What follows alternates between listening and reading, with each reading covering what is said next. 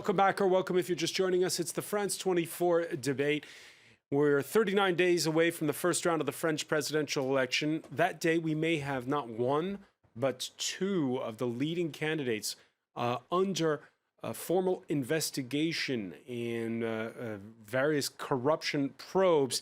And yet, both of them are still in the running. We're talking about the far-right's Marine Le Pen and François Fillon, who, in the Penelope Gate scandal, was handed his notice by investigating magistrates on Tuesday, one day earlier than expected, so that he could avoid the media circus. With us to talk about it, Charles Givanovich, municipal councillor from the Paris suburb of Maison Lafitte and supporter of François Fillon inside Les Républicains party. Aurore Berger, former member of the former campaign advisor to Fillon's beaten primary rival Alain Juppé, who was telling us just before the break how she has jumped ship and supporting a man who'd been the economy minister under the current socialist president, François Hollande, the independent candidate, Emmanuel Macron, and Frédéric Paillet of Communication Strategist Reputation Squad. Welcome back to all of you. Just before the break, Aurore, you were telling us about the fault lines, about the core hardline Christian message, anti-gay marriage, of some of Fillon's supporters, which turned you off. There's also this divide over Moscow, which is running through your party. Yes, of course. Well, I think I do really think is that a big issue for you, that François Fillon is more Putin-friendly than... Sure, definitely. And I don't know why you're laughing, because of course it's a big issue. And when you see that Russia Today or Sputnik are some media, I don't know if you can call them medias, but they are helping François Fillon in this campaign, and they are attacking the website of Emmanuel Macron. They are attacking Emmanuel Macron and his supposed private life. Of course, it's really an issue. I want this election to be free and independent, and I don't want Russia to be involved in our French presidential election. And I think that the relationship between François Fillon and Vladimir Putin is really an issue, and of course, it's a question of value. Well, there's no tight relationship between Fillon and Putin. There's just the idea of saying that we have to speak with Vladimir Putin. Congratulated François Fillon when he won the primary election. So I think it's quite an important fact. He is also helping Marine Le Pen. So there is no Putin-Fillon axis. As a matter of fact, what's very interesting about this electoral campaign is that we're having 6 rounds of election. Primary, which is new for France and for my political party. First round, second round of the presidential election, and then the legislative election, which is to have a majority at the parliament. If Emmanuel Macron wins, he will have the presidential election. He will have to form a majority. And in his movement, because it's not yet a political party, he has former communist Robert Hue. And he has former He's not at all communist... involved. Yes, but he has also former liberal Alain Madelin. So how can you have a true majority and a single majority with both communist and liberal in the same movement? It's very hard. Frédéric Paillet, do voters read these candidates well? This is definitely a year of, I don't know if you can call them insurgents, but as we can see from this discussion, political lines are being redrawn. What is the fault line in your view, the one that's sort of separating what side of the conversation you're on? Putin seems to be one of those fault lines. Well, the situation is very... It's totally unexpected. There's one word we haven't pronounced here yet, is socialist. The Socialist Party seems to be totally out of the game. So this is a world premiere in France. Yeah, because you had 2 major blocks, right, in the last couple of decades. Right wing, left wing. Yeah. The Socialist Party used to have the support of the environmentalists and communists, and the right wing party, UMP, then Les Républicains, was supposed to be strong enough, with or without the centrists, to win elections. So, what we have here is a totally new deal, politically speaking. But the thing is that in France, presidential election is not a test. You don't have to be the best. It's a contest. You just have to be less bad than the others. And this is what is going to happen. You have to be less bad than the others, but one of the things we've noticed, a lot of voters dissatisfied with both Nicolas Sarkozy, who was conservative, and François Hollande, a socialist, because they said he doesn't look like a president. The French want their president a little bit to be regalian, to have the trimmings of a statesman. Any of the candidates in the field look the part, as it were? Well, the candidates will decide. The French will decide. Everybody thought during the right-wing primary election that Juppé would win. You thought he would win, and Fillon being elected, being chosen, was totally unexpected. Does he seem presidential, Fillon? Well, I guess he does, because he's been prime minister for 5 years. We tend to forget that, but many French people remember that. So he knows how the state works. So does Emmanuel Macron. Let's not forget that even if he's never been elected in his life before, he's been before being the Minister of Economy, he's been the number 2 of the Élysée staff. So he knows perfectly how the presidency works. So he's also very fit. Okay, so when we have, and Charles Ginovich mentioned at the outset on, I think it's March 17th, 27th, we're going to have a candidates debate. Next week. yeah. Yes. First time ever that we're going to have 5 Monday. major candidates on the same stage. What does a candidate have to do that night to seem presidential? Well, nobody knows. But what I can tell about Fillon is that he did wonderfully well during the debate while he was facing Juppé. Juppé was considered as the winning candidate. Everybody thought he would be chosen.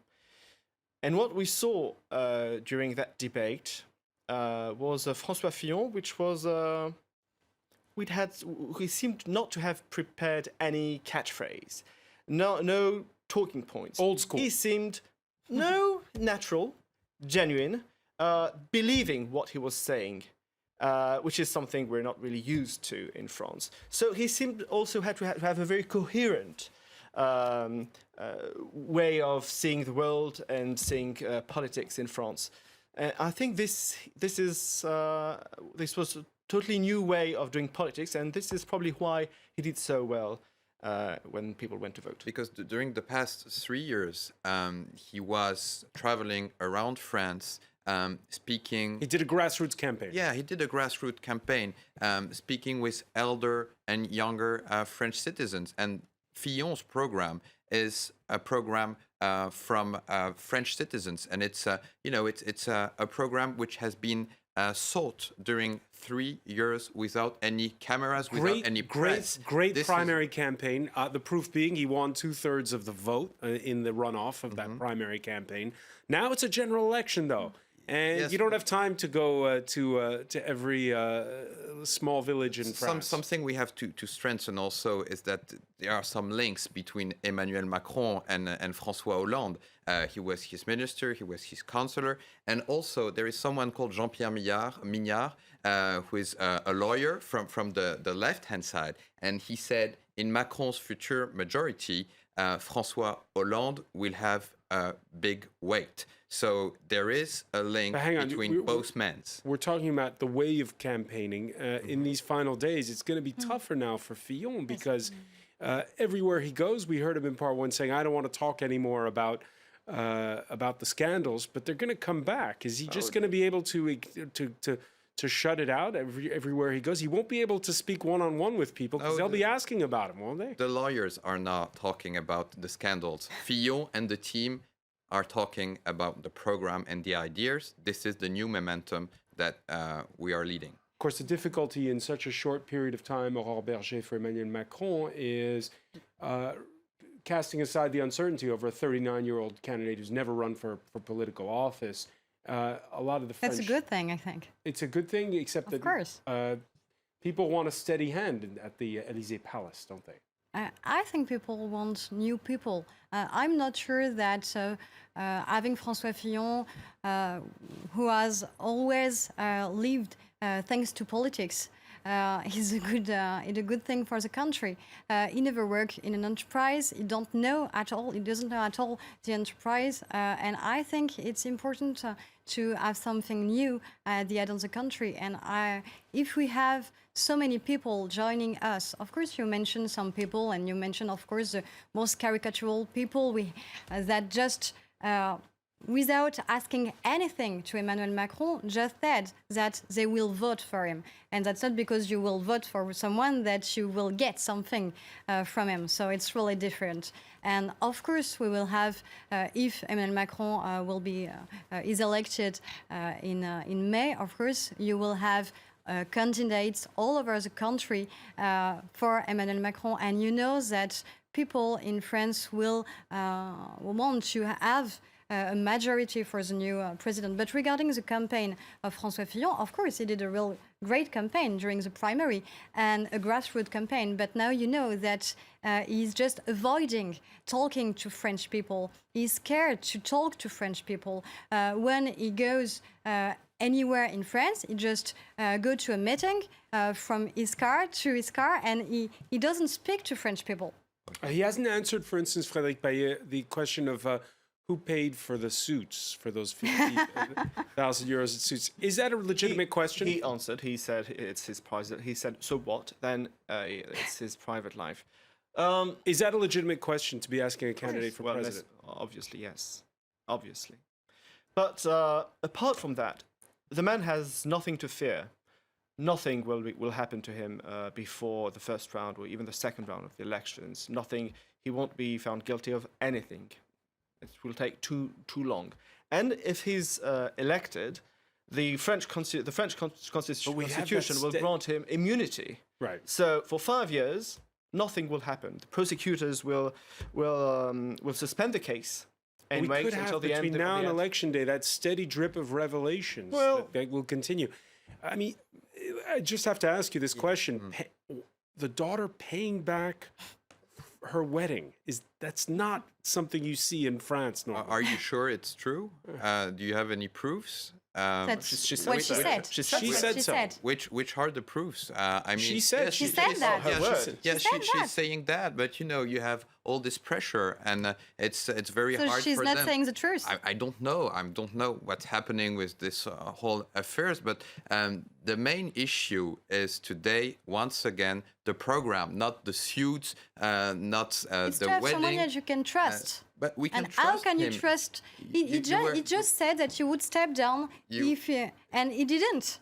But so how can you trust him? Now we're entering another campaign. Just answering Aurore Berger, Emmanuel Macron worked only for 3 years as a multimillionaire international banker. And yes, yes, but it's is not. He guilty for that? No, he's not guilty, but it's not like hardworking, like every. No, it's not like hardworking like every French citizen, because you're giving a presentation of François Fillon, the rich man in the countryside with his big castle. It's not the reality. I didn't say that, but you are saying it. Thank you very much. It's not the reality.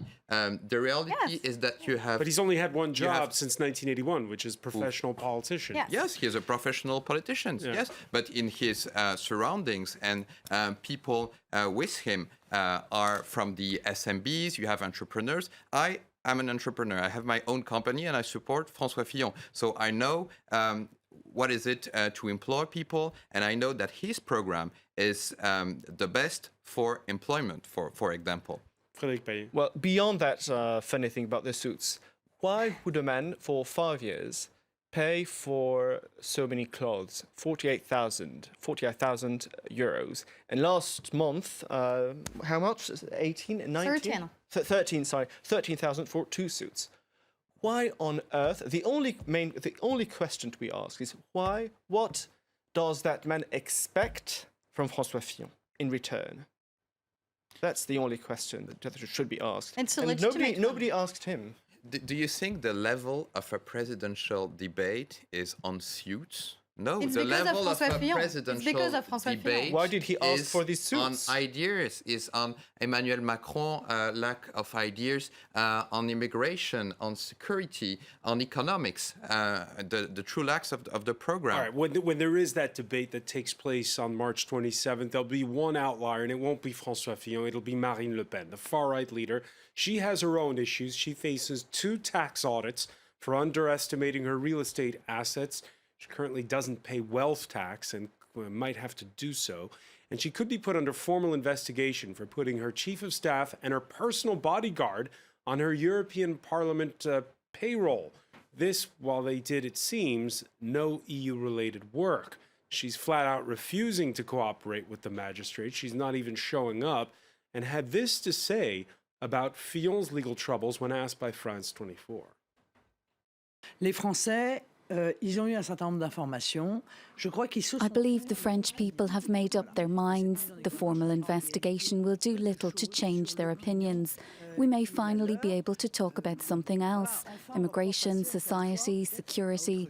The French people have made up their minds about Fillon, the man who painted himself as having traditional conservative values. And now people realise he was a man who loved money. They will judge him for that, for the disparity between the image he wanted to portray and the reality. Encore une fois, la dichotomie entre l'image qu'il a voulu donner de lui et lui. All right, so we got kind of mixed messages in that interview. On the one hand, she shared Charles Ginanich's idea that let's move on and talk about the political platforms of the candidates. And then she said, well, François Fillon likes money. Is this affair helping her or hurting her? I think the supporters of Marine Le Pen have the same answers as the supporters of François Fillon. They all think this is all about, they're all denouncing a politically motivated investigation ordered by the government. But for or her, it's the about Minister of breaking out of Finance that heart of that base, and it's about getting to 51% on the night of the second round of the presidential election. Well, I would say we're not what she says is not surprising. Everybody knows that the Le Pen family likes money and has a lot of money. Nobody's surprised about that. What is more surprising and maybe more shocking and probably irresponsible is Fillon, who was showing himself as the perfectly honest person, almost the man on the street, and from one day to another, he says, well, there are some scandals, but what is more shocking is that he's pointing the neutrality of justice, a major institution Really? in France. And this is a real problem. Fillon goes to hearings. Fillon answers justice. This is the main difference between us and Marine Le Pen. That's true. Because we answer to our justice. We treat justice with respect. Marine Le Pen You don't treat doesn't justice with respect bother when in to your go rallies to you the ask your justice supporters hearings. This to is scream the against difference. It was once No, during no, the it was just campaign. once. Look Every at- meeting of François Look at the Fillon. huge rally at the Trocadero. Did you hear someone booing Of course. on justice? No. Of course. Just ask the journalists. The huge rally Of course. was about our program. The huge rally wasn't against justice. No, the huge rally was just about one question. Is François Fillon able to stay in the race? And the answer It was yes. And the answer because was there yes, because he huge was number the of only one people. that could step down, and he said he would step down, and he Juppé didn't. could So have Well, come as the plan B oh, or Berger, Barouin or let me someone answer. else. And- Juppé was that he was killed by Sarkozy, and that now Fillon has the only reason, one of the only reasons why he's still around is that he has the support of Sarkozy so far. But given that he is also tied to Sarkozy, he's tied to people who had no so much weight like Christian Jacob or François Barouin. And he is there. These people are being imposed by Sarkozy. 39 days to go, and we're still talking about ethics. And is this But going it's to an hurt? Is this important going to hurt though candidates like Emmanuel Macron, because people might just say, "Oh, they're all in the same bag. They're all rotten. I'm not going to vote," or it doesn't matter. that's the real problem we have to face. Is are people gonna vote in this election? And I'm not sure they will. If the only subject we have is another scandal, another affair every day. And it's not because of the justice, it's not because of the press, it's not because of Emmanuel Macron or Benoît Hamon. It's just because that you are supporting a candidate that wanted to remain candidate after all the affairs. He could have stepped down. And once again, he said that he would. And he So how backpedaled. can you trust him as a president tomorrow if he's not respecting his own words? He says eyes to medias and to justice that he is honest and that And we moral, should believe him? And that moral rectitude We will, should will believe win him at after the end all of that this we formal discovered? investigation. But How can you we ask have to- French we have people to prove- believe him? You have keep to his prove word. all this. You have to prove all this. And He has all to the, prove all his the affairs honesty. are not on one man. They are spread And between I'm every really candidate. concerned about Marine Le Pen, and I think that we all should ask ourselves one question: who is the best barrier against Marine Le Pen election? And today, there is only one candidate, and it's Emmanuel Macron. But Right. you need a majority, and Emmanuel Macron won't have this majority. How can you come say the- that? come the Sorry to legislative say, election. How can you say it will that? be harder than a Republican or even a socialist. When you have It's a candidate winning. conversation we're going to Sorry. continue. The clock has caught up with us. I want to thank you all, Berger. I want to thank Charles Ginovich, Frédéric Payet. Stay with us, though, because Media Watch is next.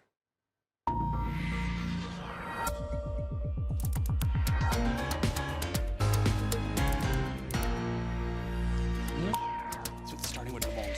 But And we say hello to James Creedon. Hi, François. So just a quick look at some of the media coverage since the weekend of François Fillon's campaign. Obviously, difficult for him to get the focus back on policy when so many negative issues are hitting the papers. This is the front page of Le Monde today.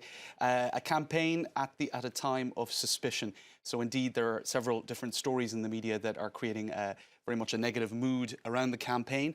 And not much time to go into each one of them individually. I'll just take a look at some political cartoons that might help us seg off into each one. You know, if at 63 you haven't been charged, you have failed it at life. Now, this is quite a complex joke. Is that let's see, Hugo Boss and the Dolce & Gabbana? Right. It's a reference to the advertising executive Jacques Seguela, who said of Nicolas Sarkozy, if you don't have a Rolex by 60, you have failed at life. It became a sort of a big catchphrase that signified a sort of certain concept of bling bling. And indeed, these three men have been charged. So certainly a mark of success, but also a mark of certain suspicions hanging over the French political right. This is a reference to the Taylor story that came out over the weekend. Lots of puns with tailors I've Lots seen of since puns of the tailors, weekend. and of course the whole sur mesure, cut to measure. In other words, you may have got what you ordered. I don't know. That's another one that's Tailor-made. Tailor-made, there you go, a tailor-made. And this was Plantu, the cartoonist for Le Monde's take on the Fillon campaign yesterday. If he gets into power, perhaps he might do away with Wednesday. Now, why would he do away with Wednesday? Well, Wednesday today was the day he was meant to be charged, but of course that came 24 hours early to avoid the media scrum. Wednesday is also the day when the much-beloved Canard Enchaîné newspaper weekly comes out, and indeed the Canard Enchaîné has come out with a series of negative news stories which have certainly done a lot of damage to the Fillon campaign. The latest pearl to come out today from the Canard Enchaîné is the supposed sentence attributed to Nicolas Sarkozy, saying supporting this guy is a real chemin de croix. It's a real burden. It's a real burden. It's an Yeah. image of Calvary carrying the cross up the hill, which may or may not please quite I guess some Catholic supporters of François Fillon. In any case, the coverage is almost universally negative, unless you're looking at Fillon supporters on social media, etc. This is the Financial Times, where their reporter went to Fillon's home turf, where they collected quite a lot of sound bites where people feel somewhat concerned, even some going as far as to use the word betrayed by the campaign. Nonetheless, the campaign continues, and you can see that François Fillon is campaigning this evening, and he's very much trying to keep the focus on his programme, his policies, and also perhaps trying to maybe make the most of this sort of anti-establishment candidacy that he is now having to lead, seeing as he has been cast as a rebel by not having stood down. He's saying, I didn't do the grandes écoles, the big private, or I suppose, private schools in France, and I'm not a banker. So he's trying to distinguish himself here from Emmanuel Macron and perhaps appeal to some. Anyway, I'll leave you with one other slightly unhelpful piece of video that came out today of François Fillon. It suggests that he might have plagiarized a speech that he gave himself as Prime Minister in 2007. Maybe we'll just have a listen because... Elle fait de chacun d'entre nous le compagnon de l'autre. La République, elle n'est que mouvement. Si elle tombe, elle se relève. Tel Gavroche sur sa barricade. Elle se relève toujours.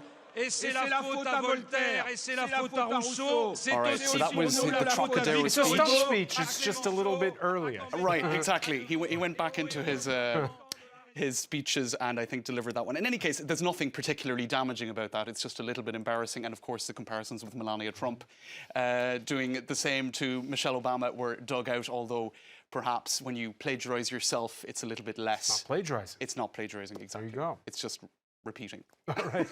Many thanks, James Creedon. I want to thank our panel once again. Thank you for being with us here in the France 24 debate.